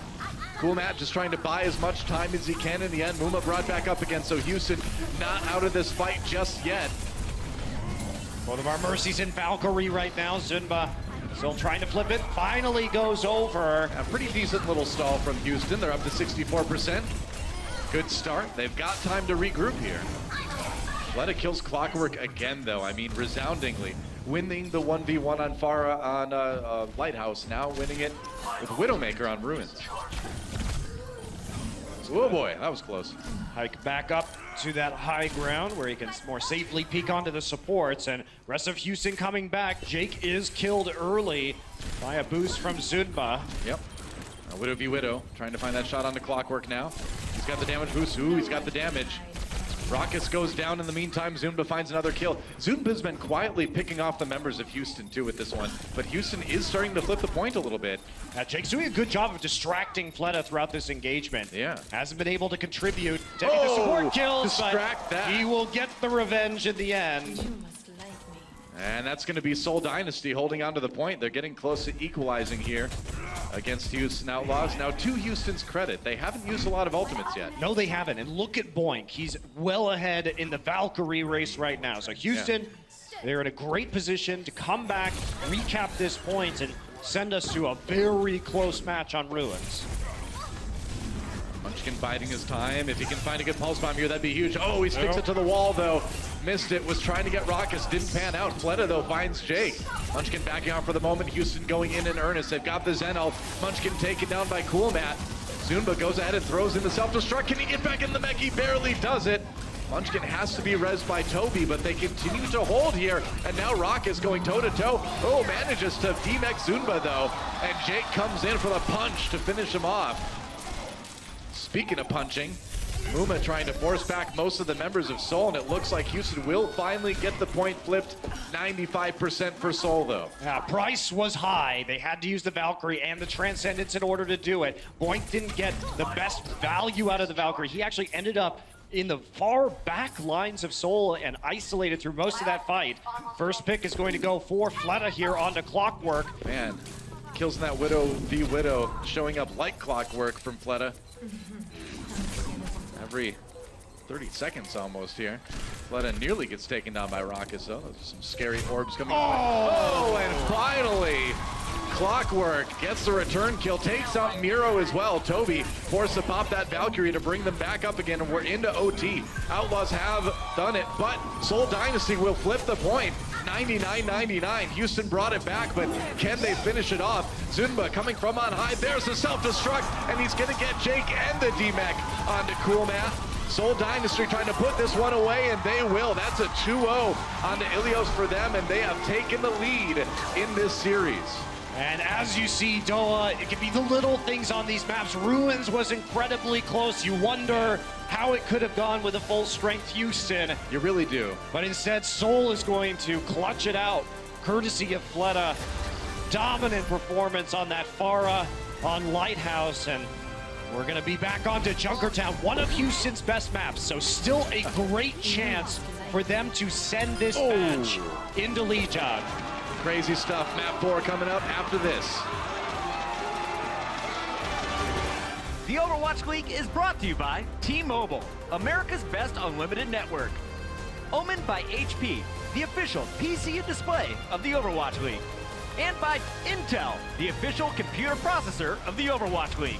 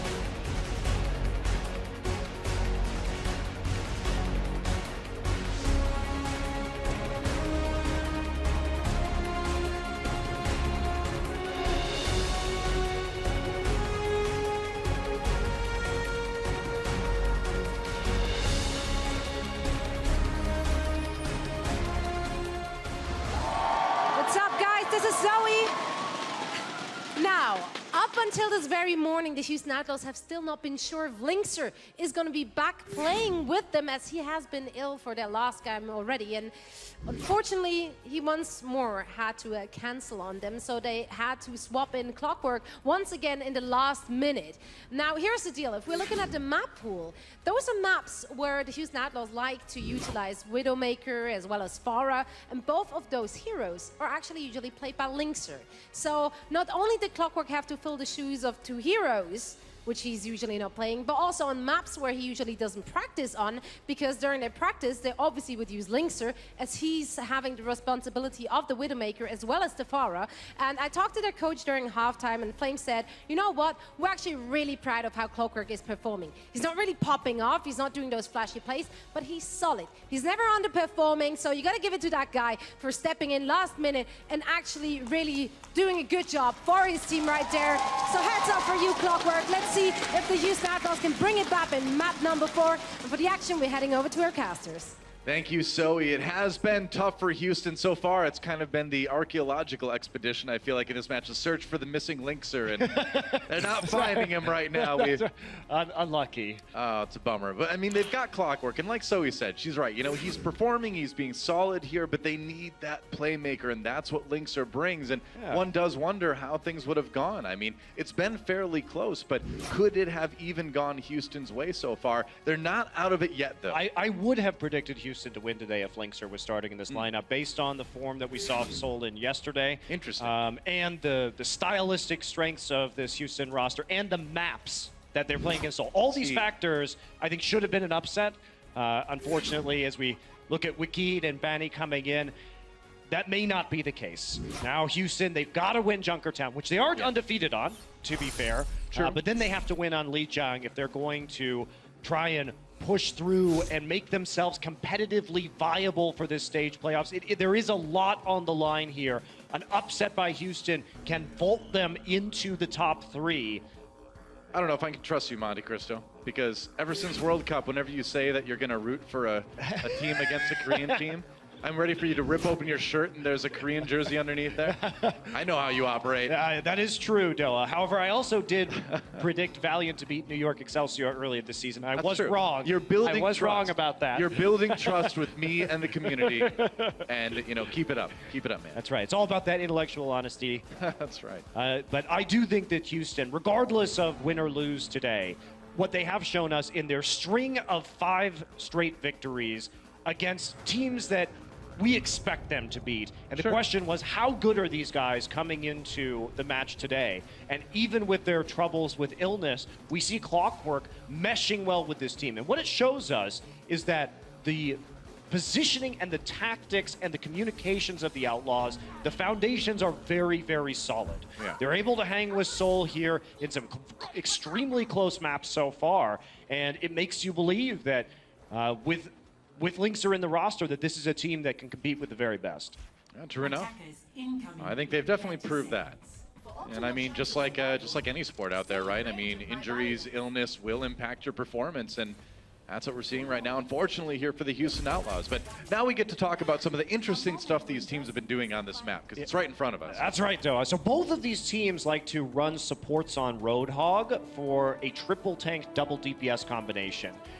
Houston likes to do it on defense. Seoul has done it both on attack and defense. So really gives you a lot of burst potential and pick potential here to take somebody out quickly and rely on a single support with that Mercy to do a lot of that damage. Well, Seoul is really ready for heal, rather. Seoul is really ready for the early attack. They had that Orisa shield in position to avoid the hooks, avoid the Widow shots, and now they're moving out. Jaehong. There's a hook. He bangs in Coolmat. They can't finish him off, though. Coolmat escapes with a little bit of health, and they do have to vacate the cart for a moment as Houston pushes in. Yeah, Raucus was on the flank attempting to get a hook behind the shield. He's looking again around the side. He's going to be creeping out here. Yeah. Early Riptire for Jake. Oh, where's it going to go? A lot of those tanks allow him to charge his ultimate particularly quickly. Oh, Miro taken down. Clockwork gets the kill into Jaehong as well. So Houston, despite losing Jake, that may be enough. Oh, okay. And then Fleta shows up, and Fleta destroys everybody. That's 4 for Fleta. Insanity. just when you think Soul is going to get stopped here, Fleta comes in. So what Soul did there was open up the sightline for Fleta. So after Zunba, or after they got the kill on Jake, Zunba comes back in, and it looks like he's going to be the one who's assassinating Benny on the Mercy. But it was all a bait to get them into the crosshairs of Fleta. And then Fleta delivers with the 4K. That was magnificent. That was some beautiful stuff from Soul. Jake did take out the Riptire coming in from Wekid, and now they're going to have to go ahead and use Toby's Mercy ultimate to try to take this point A. They do take it, though. Fleta finds Clockwork again in the Widow v Widow, and Houston brawling on the payload, but the point has already been taken. There goes Bounty, and now Houston not going to find an opportunity to set up that high ground defense here on point B. So this could be the beginning of a snowball from Soul. Yeah, it could be, and Houston going to try and make some adjustments here. They're going to move Raucus, of course, over to the Zenyatta for the rest of this map, and Clockwork is tired of the Widow versus Widow, so he will be on the Soldier 76, but they are going to have a hard time dealing with the high ground hard point here set up by Soul Dynasty. Yeah. A lot of room for Fleta to work with right now. Just gonna watch them try and come in, and they're not gonna get any opportunities or give any away for Fleta to take advantage of yet. Muma's the only one on that side of the map. Everybody else is trying to wrap around right now. They've got to show themselves at some point here. Oh, they are now. Fleta showing, being shown by the Houston Outlaws. Forget that sentence. It's something anyway. Jake gets a kill on the J-Hong. Oh, there we go. Yeah, the next one will be better, I promise. All right, Merciel coming in. Bonnie pops the Valkyrie to keep Houston in this one. And they do manage to jump on the payload here. Becky kind of cornered and brought in for the kill. So Houston do manage to stabilize in the end. Yeah, they do. Muma there on the side, a bit of a distraction while the rest of his team. Coolmat is way far out in front. He is lucky he did not get demech there. Yeah, oh. Well, Fleta overextended. He got a little hungry to finish off that Diva mech. And yep, it was all part of the plan. Jake ends up punishing him for it. So, Fleta back. Soul Dynasty going to push again here. Yeah, 3 minutes on the clock. Sticking to the Roadhogs. They've been pleased with this so far. He's just charging up Toby. They want to get that Valkyrie, knowing that he is only 10% away right now. That's right. Here we go. Riptire coming in again. Jake looking for some kills.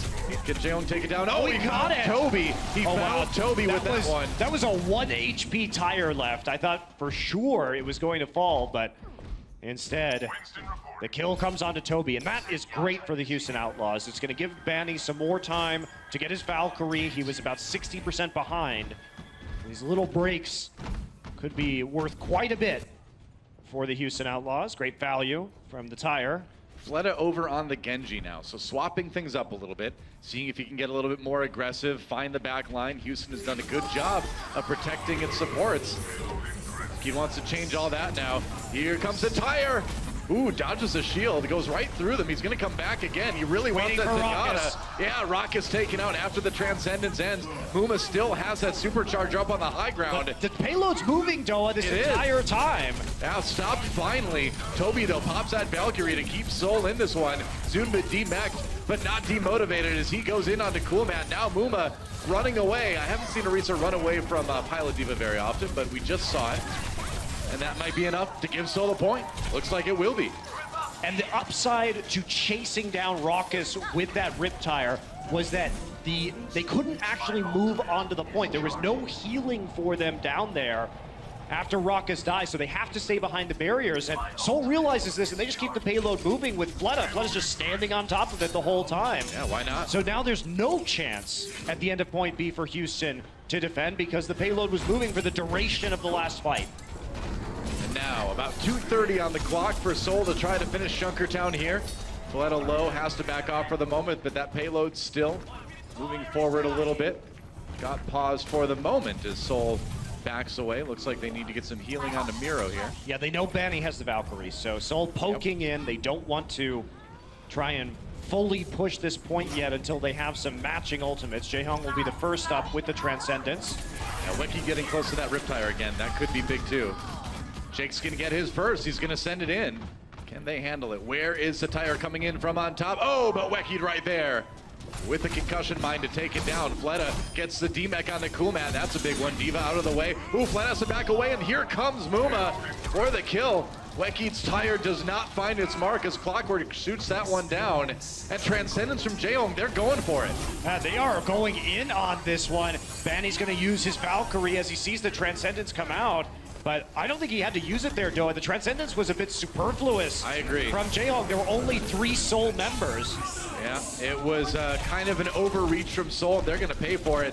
Mira with the ultimate, but not getting a lot accomplished other than getting killed off later than the rest of his team. No, he made it out. Wow. I did not expect him to survive that. Oh, Toby. Oh, Wekeat. Yeah, Toby dying late to Muma.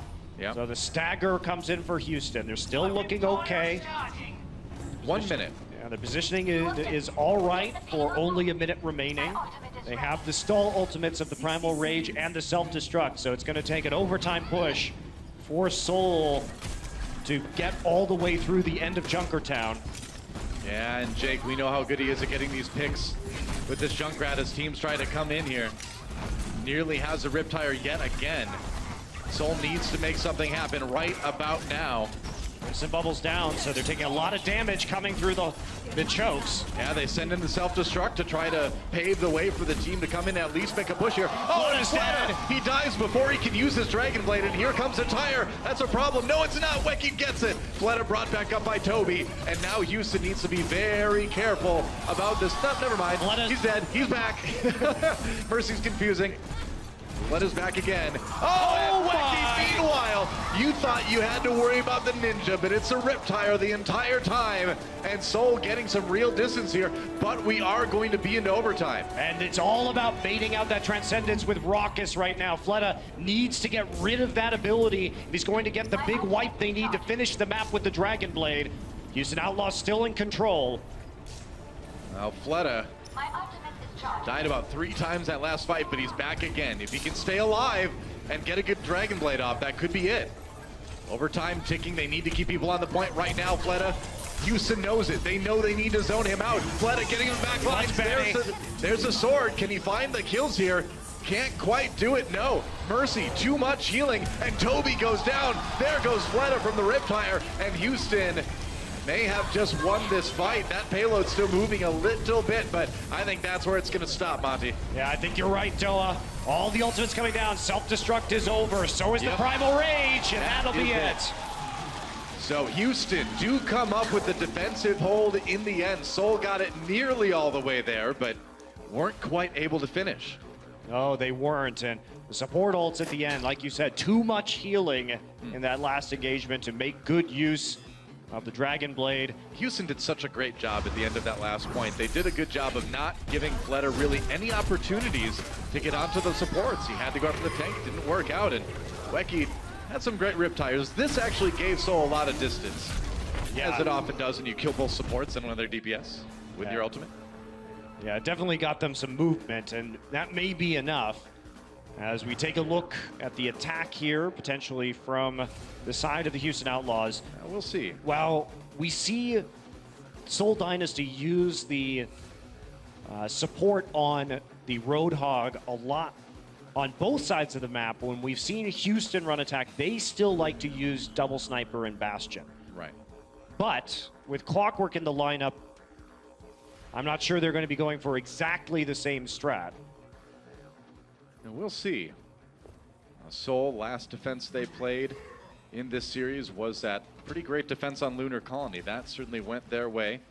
Different map, different situation, but something Houston's got to be thinking about a little bit as they come in here, because they know they need to win this map if they want to keep this series alive and force it to that 5th tiebreaker map on Lijiang Tower. But even if they do, like you mentioned earlier, Monte Cristo, control maps, as we saw in Ilios, kind of rough for Houston, so yeah, it's mountain still, climb either way. Yeah, it's still going to be really hard for them, and it's not like we've seen Soul be a slouch on this map. They are 3-1, and they have not lost Junkertown since their first game of the Overwatch League season when they lost it to the Dallas Fuel. That's right. Here we go. Houston on the attack. They've got Raucous on that Bastion, as they often do. The pirate ship will be setting sail here. Yeah, I like the fact that we are going to be seeing Jake on the Junkrat. Whoa!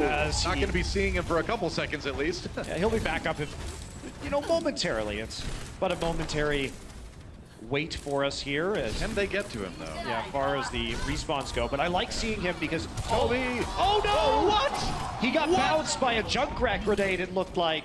Man, Clockwork waiting for the damage to charge up on that sniper shot, but a little bit too long as Toby escapes certain death. But Houston Outlaws still pushing that payload. Fleta falls, so didn't end up mattering. Houston taking a smooth point A so far. Toby not going to be able to get that resurrection, so Raucus sets up shop behind a Orisa shield. He's not on the payload right now, overlooking the entirety of the defensive point where the Seoul Dynasty can hold. You can see he's on top of the car. I mean, Toby got sniped out by Clockwork. There goes Miro. It's going to be no defense at all for Seoul, but we've seen them lose first points quickly before, so we'll see. It's a good start for Houston, though. Great start for Houston, but we've been seeing that for 2 of the 3 maps that we've seen so far, and it hasn't resulted in a quick second point for Houston, or... True enough. Thanks for the narration, Junkrat. Here comes the tire. Oh, it got hooked. They lived somehow, some way. Jayon survived it. That big, meaty Roadhog body of his did the trick. They're still waiting, though, and Jake is aggressively zoning them out of this staircase. Oh, Miro, he's down.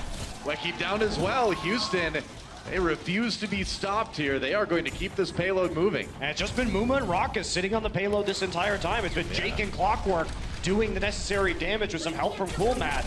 Oh, Fleta's going to get found on the side, and he will die to Cool Matt. Yeah, you're not getting out of that one if you're a Widowmaker most times. And a tire comes in again, catching Toby, catching Zunba's mech, and Houston just all over Seoul Dynasty right now. They really want that map 5. Yeah, they do, and they've got plenty of time to do it. Fleta will remain on the Widowmaker. Jaehong moves to the Zenyatta, and of course Raucus will not be playing the Bastion through this final point. Already used his ultimate.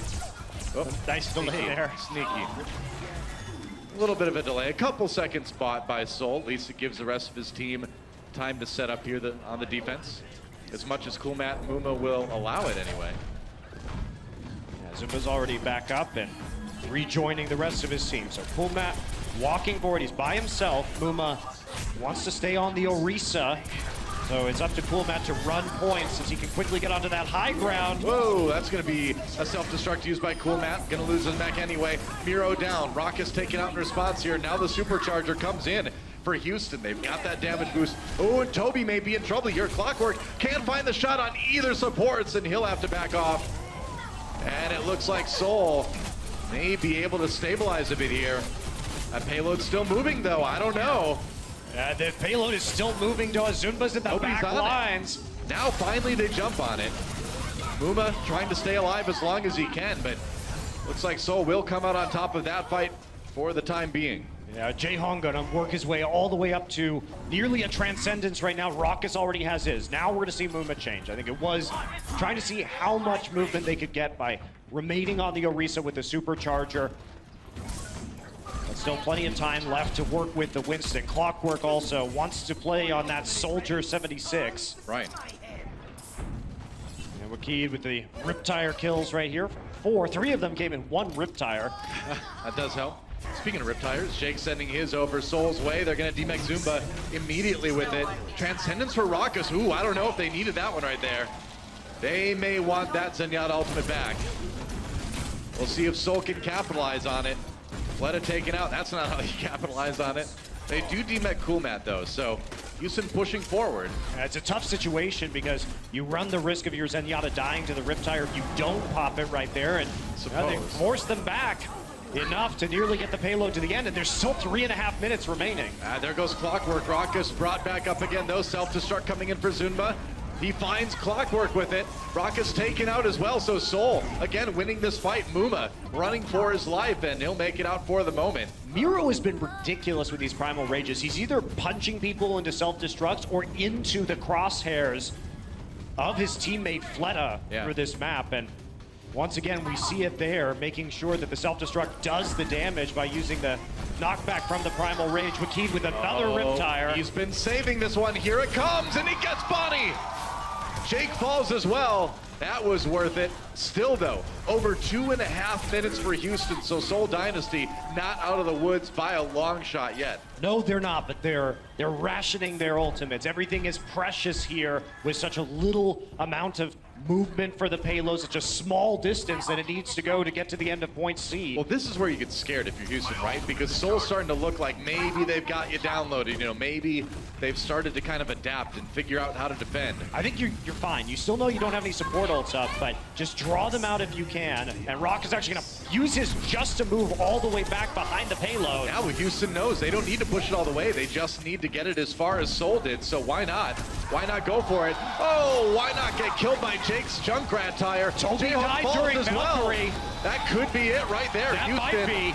pushing forward. Miro defending as much as he can, but there's only so much you can do if you're 1v6. And I think, Monte Cristo, that we are going to map number 5. Wow, at the end of that, they force the Transcendence, they force the Valkyrie. Jake's tire still finds its target before Toby can get any resurrections down. Well, yet another clutch Junkrat play from Jake. I mean, we've seen it how many times this season, and it just never ends, man. Paving the way for Houston to win Junkertown, and we will go to that tiebreaker on Lijiang Tower. Really exciting stuff, and now Houston Outlaws have a chance to get the upset to keep themselves in the stage playoffs. It would be big. Ilios didn't go great. Maybe Lijiang Tower will be better. We'll find out after this. The Overwatch League is... Yep. I'm Mercy dead! Mercy dead! I'm lucky! I got Genji, they're coming for me! I'm Mercy, rescue! Come on, You got respawn. You respawn? No, we want a treasure! It's Bucky! Let's go! The Overwatch League is brought to you by Intel, the official computer processor of the Overwatch League. T-Mobile, America's best unlimited network. And by Omen by HP, the official PC and display of the Overwatch League.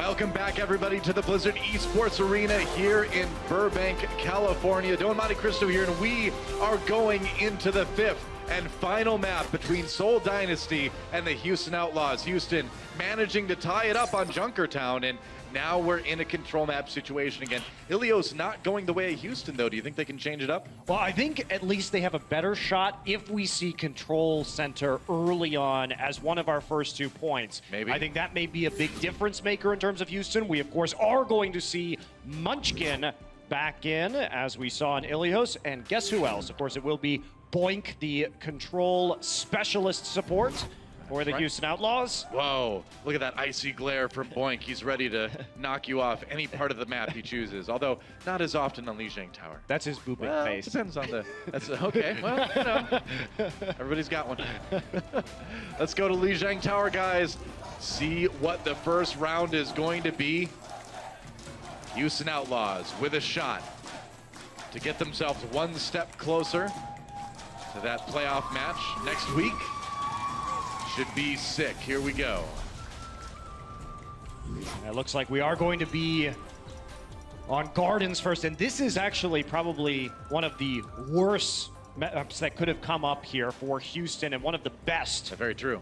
For the side of the Seoul Dynasty. And the reason is because you actually can play Widowmaker effectively with the longer sight lines, which of course I think is an advantage to Fleta. You could also play Pharah on this map, yeah. which is, as we've seen from Fleta, quite deadly. He has dominated the 1v1s, the aerial battles, the fighter duels so far. It just doesn't seem like it matters what Fleta is hitting you with, whether it be rockets or long-range sniper rounds, man. He's going to find you every time, and you can be sure Clockwork's got that in mind. After that Lighthouse round on Ilios, as we get things started here on Gardens, it's going to be Pharah v Pharah one more time here. Jake will be resigned back to the Tracer role, which he does play on the Outlaws when it comes to control maps. Yep. And Clockwork on the Pharah once again. Muma. Okay. Oh, no. All right. We might see the Roadhog Diva combination for a second. Great for picks and for upfront damage to the tanks. It is hard to forego that Winston shield, though, in a lot of these situations, so no surprise he's sitting back. They are being aggressive onto Seoul right now. Jaehong. Oh, he was so low, but he's alive for the moment. Boink looking for more. That is some aggressive Lucio play right there. They've got Seoul pushed back. Can they keep it going, though? Outlaws playing super aggressively as this starts up. Many members of Seoul Dynasty inside the pagoda on the side of the point right now. Womack getting low, but not going to be taken down. Yeah, that's right. Muma low, Kumat nearly D-mech'd. He will lose his mech. That is big. Zumba got that one, but Houston trying to flip the point early. Boink gets the kill on Miro, knocked him off the map again, but Seoul coming back with the team fight win, and only Clockwork remains. And he is going to get out of there. Oh, did I say get out of there? That's before Fleta showed up. Oh! Yep, a little bit too close to the roof, and that's a splash damage finisher.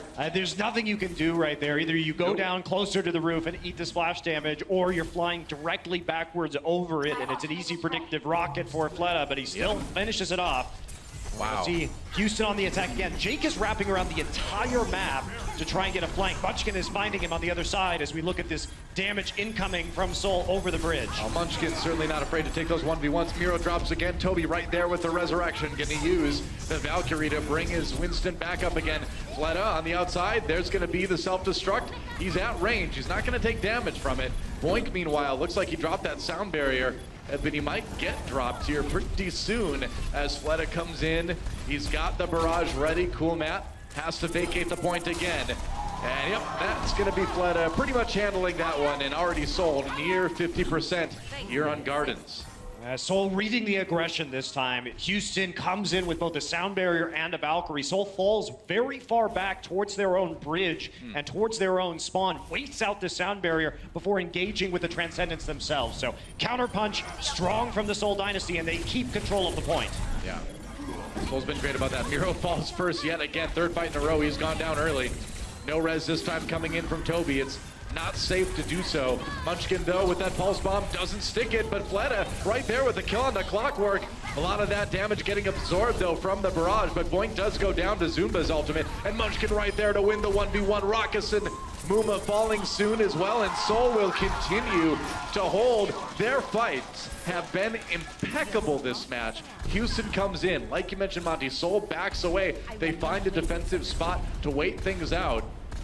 And the counterattack is potent. Yeah, in spite of Miro dying first, they are able to poke effectively with Fleta, and they're also having Houston overcommit into self-destruct. So they're able to answer some of this. Clockwork's gonna get his ultimate absorbed right there. Now Fleta down as his Rockets, both supports out of the way for Houston. And it just doesn't seem like Seoul's touchable here. Fleta looking for another 1v1. Needs some healing. There it is. He finds it on the Clockwork here. We're into OT. And as Muma drops and the rest of Outlaws are pushed out, Seoul going to take a resounding victory on Gardens, 100% to 0. Bury me, Fleta, in the audience. Nice proposal. And that was dominant. But as you say, Doa, the dominance comes from the fact that that was probably the best point for Seoul. So actually, we are going to head into Night Market, which is, I think, really unfortunate for the Houston Outlaws. With Control Center, they'd have a better opportunity to be effective with the Junkrat and the kinds of compositions that they've seen success with in this series. That's a bit rough. And Houston going to have to pull through here. Now, you might be worried that Fleta might get distracted by that sign, but I don't think he knows that word in English, actually. So I'm serious. I've talked to him in Korean and English. I think we may be safe. No distractions there. Seoul coming into Night Market here. Houston needs to win this round. 49% of his rockets as direct hits. That is ludicrous. No kidding. Well, Houston, what a position they find themselves in. They force it to map number 5, but they need to win this round if they want to have any shot of knocking out Seoul Dynasty here. It's not going to be easy. Miro on his own again. He died a lot early on in fights, but this time it's Munchkin who falls first. Now, Munchkin just died in a 1v1 to Jake, so getting the upper hand of the Tracer duel, and now Jaehong's going to be trying to fire in from behind the point, but this is looking good for Houston. Yeah, Jake finding crucial picks here. Jaehong, Toby, and Munchkin. 3 victims for Jake early on as Houston grabs a point first. Jake really opened that up. By winning the duel on the side of the map as Seoul Dynasty spawned, he was able to wrap around the backside of the point and continue to deal a huge amount of damage on the flank.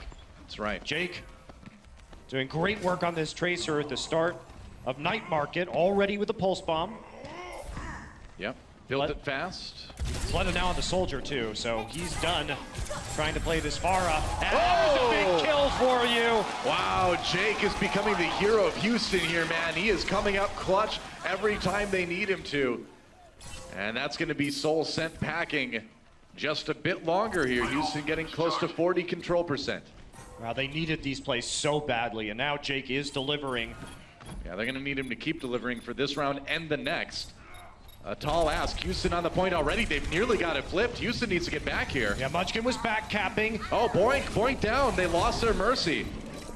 And they did, and now Jake's going to try and equalize, but Toby's flying into his team. Both supports down for Houston. That's going to be rough. Jaehong pops a Transcendence to try to keep everybody up as they grind out this point fight. Zunba down Clockwork. Found him with the Tactical Visor. And they needed to use both support ultimates here, and they haven't taken the point yet. Well, they haven't. Boink's going to be coming back with a Valkyrie of his own, so Clockwork is going to get revived. Whoa, Munchkin! Couple kills with that Pulse Bomb, and it's Primal Rage versus Primal Rage here as Muma buys time for his team. 80% for Houston already. Boink and Muma, the ones alive on the point. Muma will be the first to fall, and Boink will be the second. So finally, Seoul will flip it back, but Houston gets close to 90%. Yeah, they're in a good position right now. I mean, they've got nearly 90% like we can see. They've got time to build up some more ultimates, come back with a strong team fight. But in the process, they need to get some of Seoul's ultimates taken care of as well. Yeah, Fleta waiting on that, but Jaehong will fall to a Raucous headshot. It's a great way to start the fight. Zumba with the self-destruct coming in here. Both supports for Seoul are down. Yeah, that's right. At least Zumba back in his mech. Maybe they can buy some time, but I don't think they're going to be able to buy much. No, Zumba on the run. Didn't want to get staggered, and that's going to be Houston taking it back. They're at 90%. Seoul needs to get back on the point in a hurry if they want to win this one. Raucus's right click made all the difference. Yep. Yeah, now they're going to have to use Transcendence just to get onto the point. Miro is leaping through. Zunba's going to join him. They are there. Fleta, meanwhile, with the tack visor, finds a kill on Namuma, but both Winston's falling. Oh, Clockwork smacked down out of the air. And Houston scrambling to keep this point alive. They've got the self-destruct to buy some time, but Seoul all over it right now. Jake barely clinging to life. He will have to exit as Seoul swaps it back. 99% now for Houston. Well, Houston's not going to be mad about that at all, Doa. Jaehong had to use Transcendence just to reach the point itself. Toby had to use the Valkyrie once they were on the point to finish off the kills. And here comes Houston. They're going to be coming back with Boink and plenty of time with the Valkyrie. Houston have everything they need right now to put this map away and send us to Control Center. And they really do. They've got the cards right now. They need to execute. Coming in for that fight. Jake, a little bit of damage to Fleta. Ooh, he landed that Helix Rocket. Jake taking out Munchkin, finishes him off. Cool Matt, though, with a couple kills coming in, gets Zimba. And Houston winning despite handily. That may be what they need. Miro wasn't able to get much done. He is gone. And as soon as Munchkin's out of the way, they're going to take this point right back again. And that may be it for this round. Can Seoul even get there in time? Overtime ticking away. I don't think they can get there. Zunba's going to get in. No! Oh, he can't get there. We are going to Control Center. Coolmap booped him out of the window as he was trying to come in to close the map. And now we go to Control Center. This is where Houston's going to be feeling great. Yeah, absolutely. This is going to be a round where they can play to their strengths. They can do things like even put Jake on the Junkrat if they want to. Absolutely, and you definitely want to do that with Jake's performance on Junkrat, both today and in Overwatch League in general. I think Houston are going to have a big edge on Control Center. I think this is their match to lose now. After the dominating performance from Seoul on Ilios, Houston coming back and saying, no, we're not going to lose another control map. And maybe, just maybe, we're not going to lose this series. Houston with a chance here. Seoul Dynasty, Houston Outlaws, winner of this round, wins the match. And Zunba on his Zarya, his best hero, is going to be trying to charge up off of Jake's Junkrat mines. Munchkin will be attempting to do some long-range damage with that McCree, and they will be like hiding behind Miro's Reinhardt barrier. So a slow, tank-heavy approach on the side. For Seoul, we'll see if it works out. Zunba's Zarya is legendary, but it takes a little while to get rolling sometimes. Jake unopposed in the back lines, and Zunba with the D-Mech on the cool mat may have paved the way for Seoul to take the point first here. Oh, did I just say Zunba's Zarya is legendary? Well, there you go. That's why. This guy is insane on this hero. And that was a methodical approach. You could see how they were juggling the Reinhardt barrier and the Zarya bubbles. Zunba reaching maximum charge before they decide to go in. Zunba already at 83% of a Graviton. Yeah.